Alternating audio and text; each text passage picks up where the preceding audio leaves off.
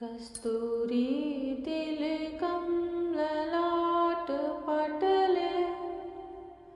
वक्षस्थले कौस्तुभं नासाग्रे वरमौक्तिकं करतले वेणुकरे कङ्कणम् सर्वाङ्गेण हरिचन्दनं सुललितं कण्ठे च मुक्तावली गोपस्त्रीपरिवेष्टितो विजयते गोपालचूडामणि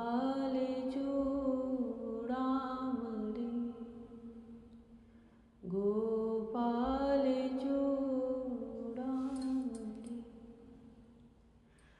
जय श्री कृष्णा। जय श्री कृष्णा मेरी सोल फैमिली। आध्यात्म आपके अपने चैनल पर मैं नंदा आप सबका बहुत बहुत स्वागत करती हूँ। श्रीमद् भागवत महापुराण का छठा स्कंद 7वां अध्याय चल रहा है। बृहस्पति जी के द्वारा देवताओं का त्याग और विश्व रूप का देव गुरु के रूप में वर्ण। राजा परीक्षित ने पूछा, भगवान देवाचार्य बृहस्पति जी ने अपने प्रिय शिष्य देवताओं को किस कारण त्याग दिया था? देवताओं ने अपने गुरुदेव का ऐसा कौन सा अपराध कर दिया था? आप कृपा करके मुझे बतलाइए।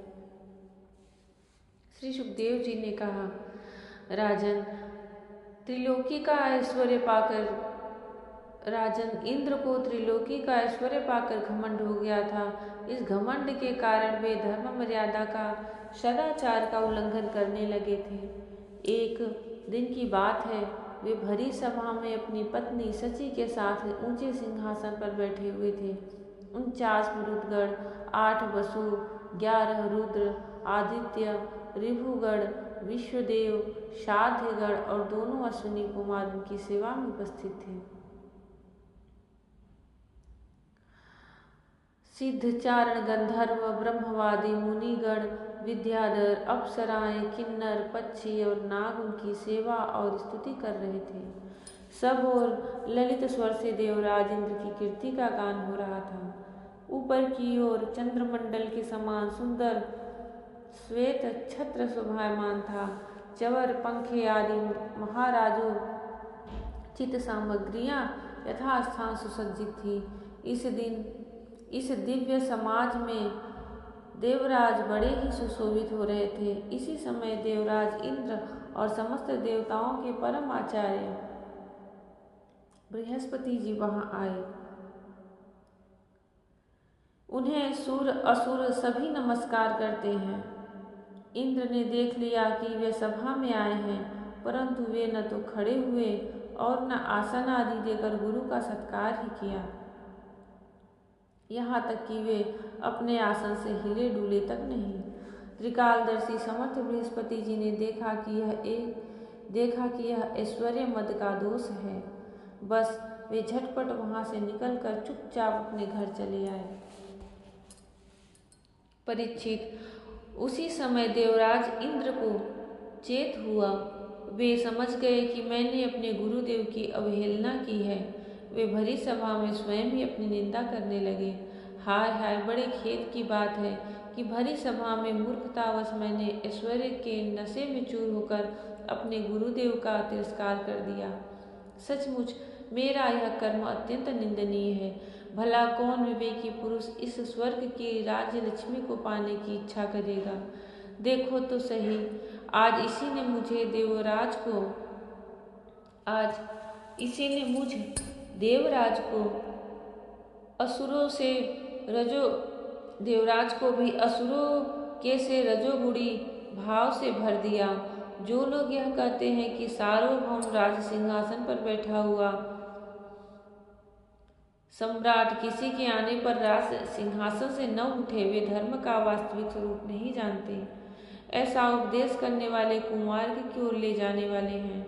वे स्वयं घोर नरक में गिरते हैं। उनकी बात पर जो लोग विश्वास करते हैं वे पत्थर की नाव की तरह डूब जाते हैं।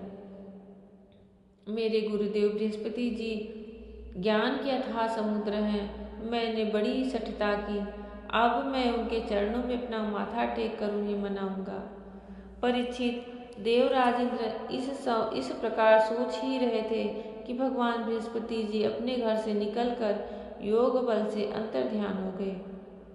देवराज इंद्र ने अपने गुरुदेव को बहुत ढूंढवाया, परंतु उनका कहीं पता न चला।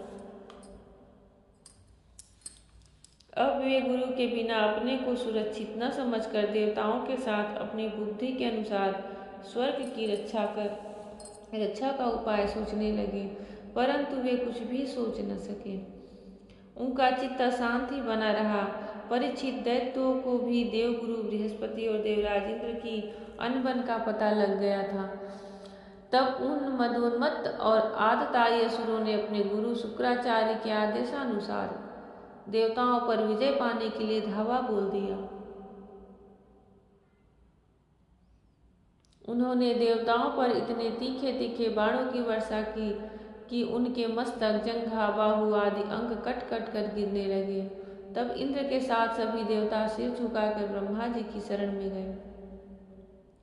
स्वयंभू एवं समर्थ ब्रह्मा जी ने देखा कि देवताओं की तो सचमुच बड़ी दुर्दशा हो रही है, अतः उनका हृदय अत्यंत करुणा से भर गया। वे देवताओं को धीरज बंधाते हुए कहने लगे।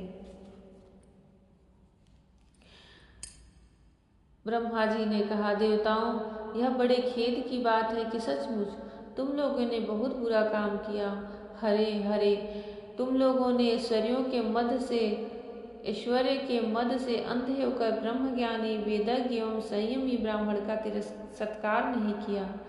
देवताओं, तुम्हारी उसी अनीति का यह फल है कि आज समृद्धिशाली होने पर भी तुम्हें अपने निर्बल शत्रुओं के सामने नीचा देखना पड़ा। देवराज, देखो, तुम्हारे शत्रु भी पहले अपने गुरुदेव शुक्राचार्य का तिरस्कार करने के कारण अत्यंत निर्बल हो गए थे, परंतु अब भक्ति भाव से उनकी आराधना करके वे फिर धन जन से संपन्न हो गए हैं। देवताओं, मुझे तो ऐसा मालूम पड़ रहा है कि शुक्राचार्य को अपना आराध्य देव मानने वाले दैत्य लोग कुछ दिनों में मेरा ब्रह्मलोक भी छीन लेंगे। भृगुवंशियों ने इन्हें अर्थशास्त्र की पूरी शिक्षा दे रखी है। ये जो कुछ करना चाहते हैं उसका भेद तुम लोगों को नहीं मिल पाता। उनकी सलाह बहुत गुप्त होती है। ऐसी स्थिति में स्वर्ग को तो समझते ही क्या हैं। वे चाहे जिस लोक को जीत सकते हैं। सच है, जो श्रेष्ठ मनुष्य ब्राह्मण, गोविंद और गौओं को अपना सर्वस्व मानते हैं और जिन पर उनकी कृपा रहती है, उनका कभी अमंगल नहीं होता।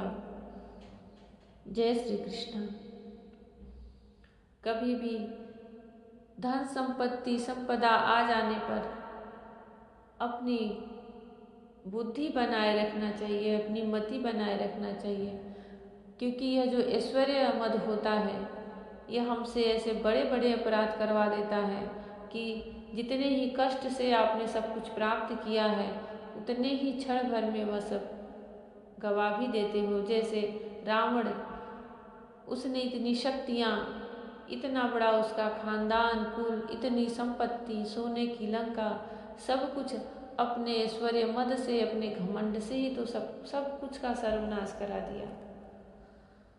भगवान से प्रार्थना करनी चाहिए कि हमारे पास जो कुछ भी आए उसमें हमारी मति गति बनी रहे, स्थिर रहे, कभी भी बुद्धि में कुबुद्धि का प्रवेश न हो, कभी भी हमसे किसी का अपमान न हो, क्योंकि सिर्फ दूसरों का तिरस्कार, अपमान ही अपने आप में इतना बड़ा पाप है कि आप बहुत बड़े राज्य लक्ष्मी से भी च्युत हो जाते हो, गिर जाते हो, आपके भाग्य से वह हट जाती हैं। इसलिए आपने अपने कर्मों से, प्रारब्ध से जो कुछ प्राप्त किया है उस पर अहंकार कभी न करे, घमंड न करे।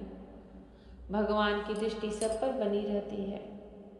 जय श्री कृष्ण। राधे राधे। जय श्री कृष्ण। हरि ओम।